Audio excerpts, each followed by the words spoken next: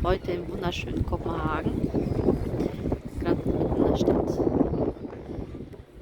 und freuen uns gleich auf die Bootsfahrt durch die Wasserstraßen in Kopenhagen.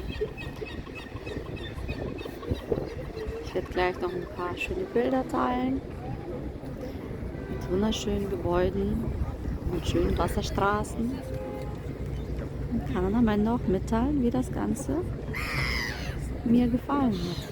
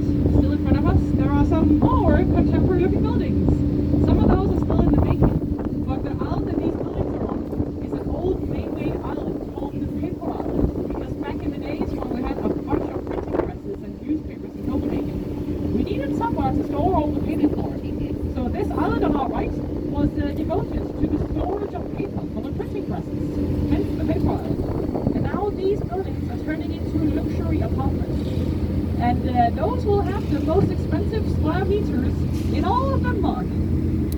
So even though I get to see these buildings from the outside every single day at work, it's highly unlikely I'll ever get to see any of these from the inside.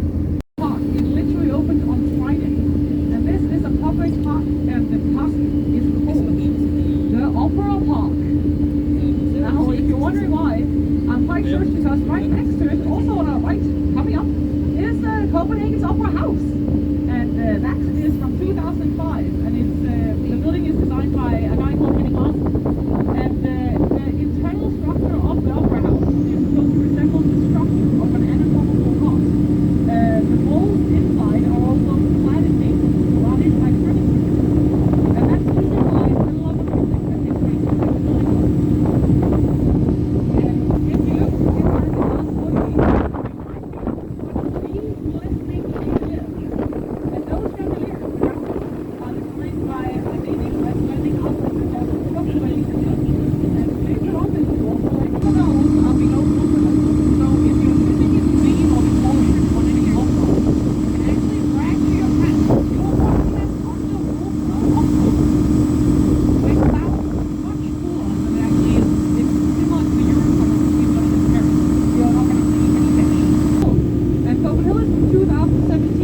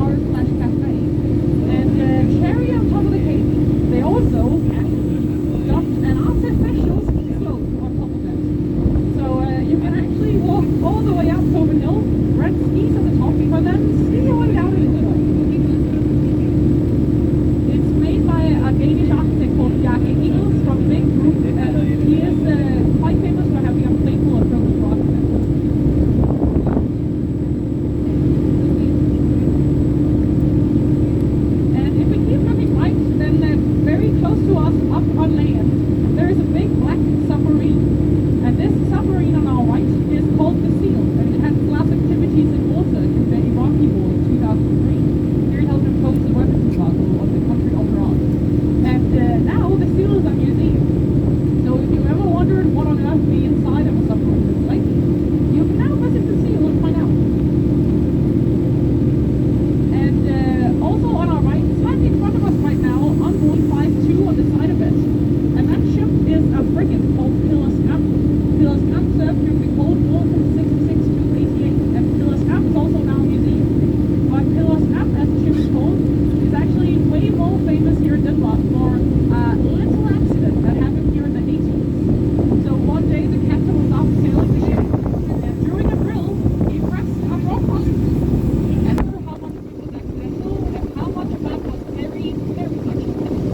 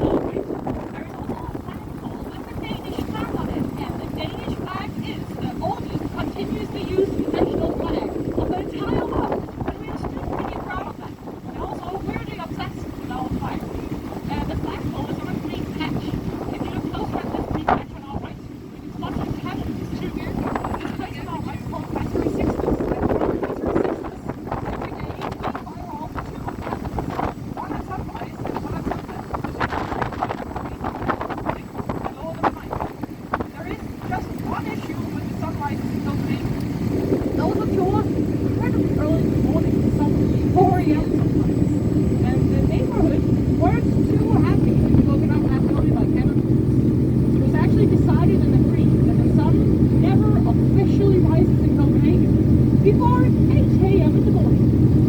So everybody has a chance to view. And this General Industrial in 2014 hosted the Eurovision Song Contest! Ooh, thank you. Thank you, ladies. Yeah.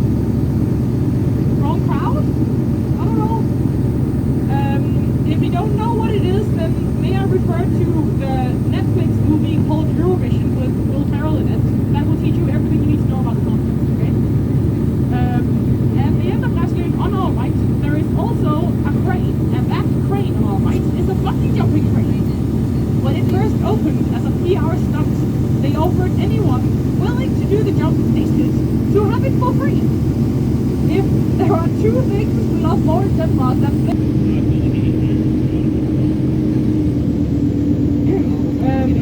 big cities have equally big landmarks, right? Paris is a big city. It has a tower called the Eiffel Tower. It's big. And New York is a giant city with a giant statue called the Statue of Liberty. Copenhagen, though, is a much, much smaller city. So we also have a much, much smaller landmark that you can see. But it is coming up on our right very soon after the wooden dock. It's half woman, half fish, 100% statue, and it is, of course, a little mermaid on our right-hand side.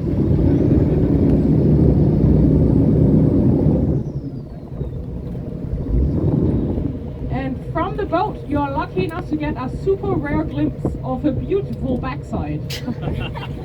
If you want a front side as well, then hold on to your ticket, because it will give you a discount to our bus tours. And they take you past the front. Sculptor, who has modeled for the statue of the Little Mermaid. I guess you take what you can get, right? Our Little Mermaid has actually had a pretty rough life. She has had her head chopped off twice. Her arm has been cut off once. And sometimes she has paint splashed on her as well. Every single time it happens, they make sure to read copper roofs. And these two pavilions on our right are the royal pavilions. And it's where the royal family and their guests sit and wait when they need to board their royal ship. And there is one pavilion with a crown on it, and another one with an onion on it. And it is, of course, the royal family who sits and waits beside the crown. And in the meantime, normal people like you and me, peasants, have to sit inside the one with the onion on top.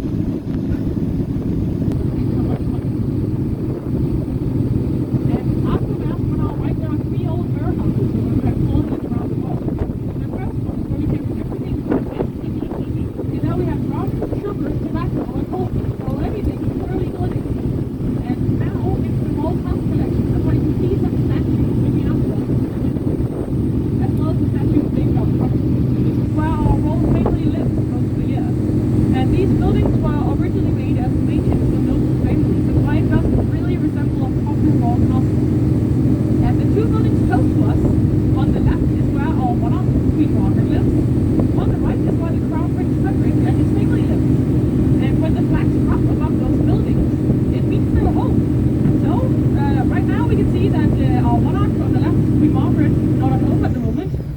on the right, the Crown Prince Frederick and his family, those guys are home right now. So if you practiced your best roll wave in the mirror, now is your chance to apply it, people, because you never know if they are looking out at us at this moment. So I always do it just in case. Frederick, how are you doing? Yeah, I mostly do it for the Crown Prince. She's actually married to the place. In the middle of the Marienburg, there's a square, and this is where you can see the change of the royal guards every day at noon, 12 o'clock. And the beautiful backdrop to our to Amalienborg Palace is our marble church, also called Frederick's Church. And it took 145 years to finish that church. But it does also have Scandinavia's biggest church dome. Whoa, yeah, impressive. Wow. The marble church is actually incredibly stunning inside and out, and also public. It's full Catholic church. So I recommend if you have the time while you're here, to go visit the marble church. It's only 10-15 minutes walk from where we get off the new house, and it also has its own metro station. So very easy to get to.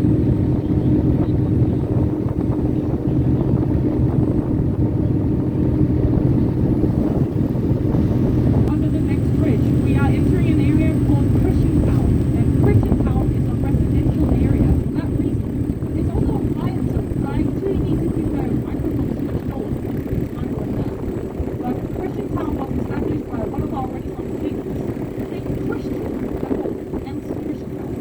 And he had taken a little trip to Amsterdam.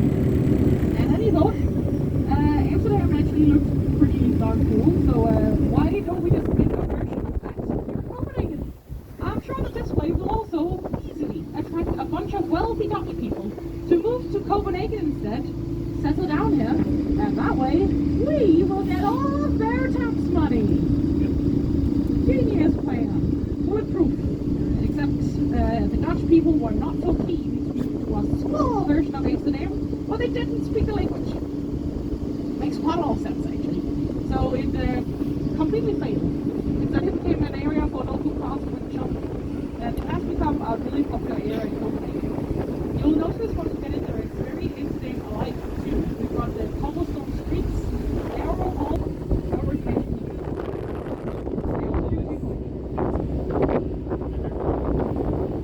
And we have a bridge coming up as a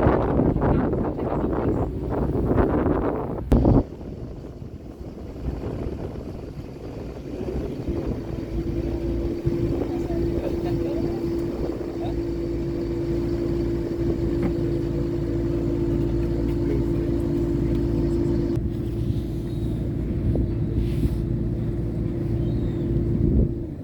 so take a seat, please.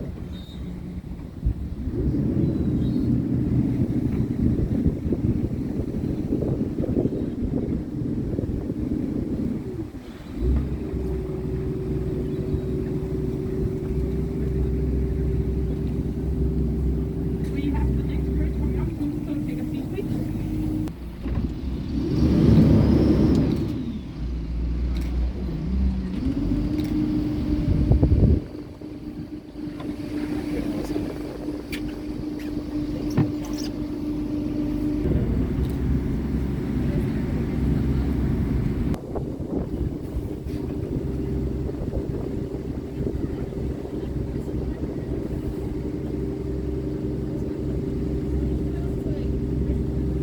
We have the next bridge coming up now, so take a seat please, everybody. The Danish Icelandic artist Olafur Eliasson, the one who also made the chandeliers inside the opera house. And the black diamond is the newest section of the Royal Danish Library, and it's clad in a mix of black granite and glass.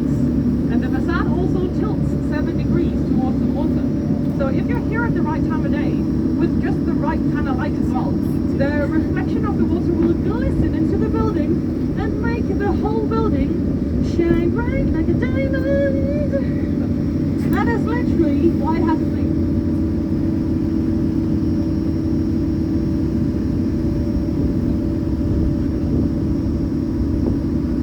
Big chunky glass building, and that building is rocks. And I don't think it's so difficult to guess what rocks was inspired by when we see it. And inside rocks, among other things, we have the Danish architecture center, a gym,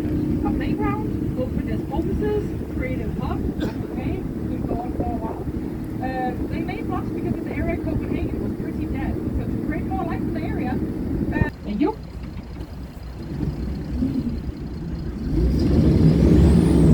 Time in the Renaissance, we had no sewage system in Copenhagen. So not only did the water taste pretty disgusting, it was also pretty toxic to drink. And instead, for several decades, Copenhagen stayed hydrated mostly on beer. If you were a public servant or a soldier, you were given 10 liters of beer a day, 2.4 gallons, as an allowance for yourself and your family members, including the children. Important to mention, the beer had a lower alcohol content, so we didn't have drunk smokers running up and down the streets of Copenhagen. But that being said, we did actually lose most of the walls we went into in those same decades. So there might still be a slight connection between beer intake and success rate of our walls. We have of the original Christiansborg Castle, because it's burned down twice since it was originally built. Behind these walls, we have the royal stables, and there are 20 royal horses. Those are exercised daily, so they're totally ready for carriage rides in case of state visits, weddings, birthdays, and so on. And now the marble bridge is coming up, so take a seat, please.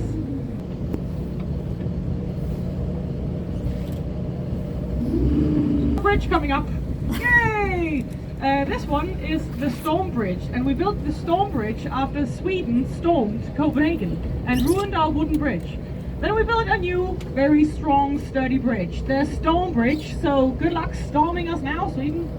It's also the narrowest one we have to go through, so it's important that, as well as sitting down, in the meantime you can appreciate some of the ancient cave paintings that run along the bridge too.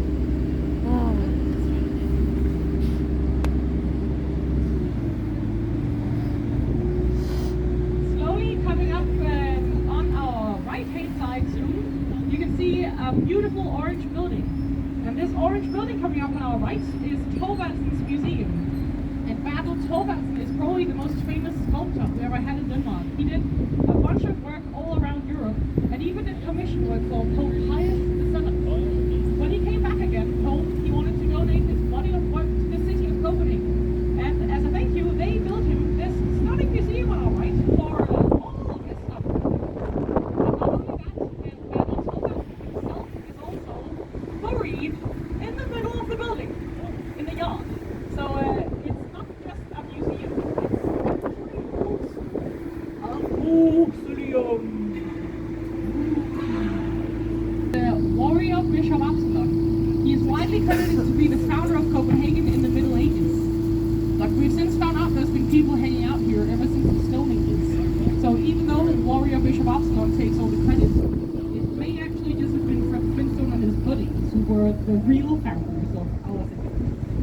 But first we're going to pass a metro elevator on the left, and just after that get a pretty good close-up look at the warrior Bishop Absalon.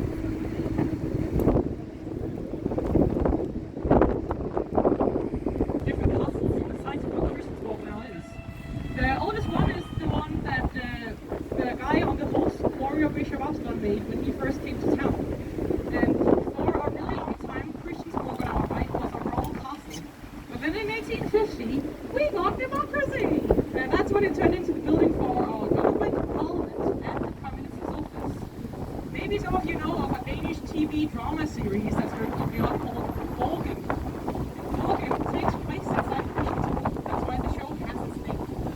And it's actually pronounced with a soft G, because we don't know church. And that is also on our left where our Royal Highness Queen Margaret got married back in the days. And it's called Hogwarts Church.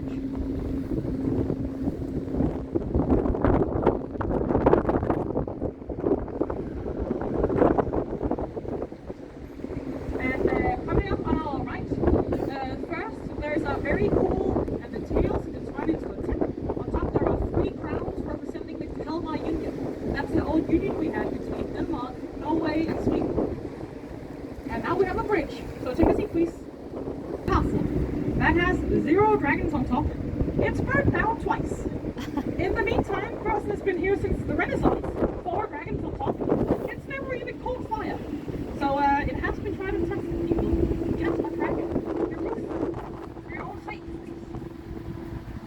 On the left, there is a rectangular marble building. This is the National Bank of Denmark, designed by famous architect and furniture designer Arne Jacobsen. This is now part of Denmark's cultural heritage, and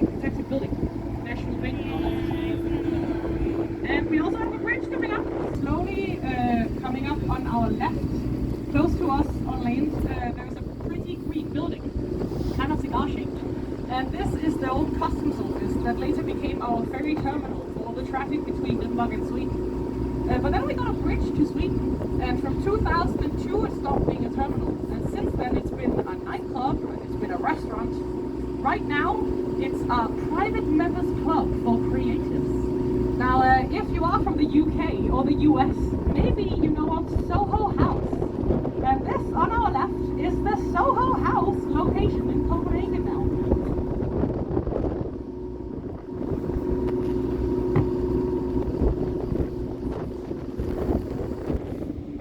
So, die Tour ist schon fast durch. Wir sind wieder im Hafen, nur noch eine Brücke und dann sind wir We wieder have the da. last bridge coming up now. Also wir müssen uns wieder runtersetzen. Das war eine schöne Tour. And you might also remember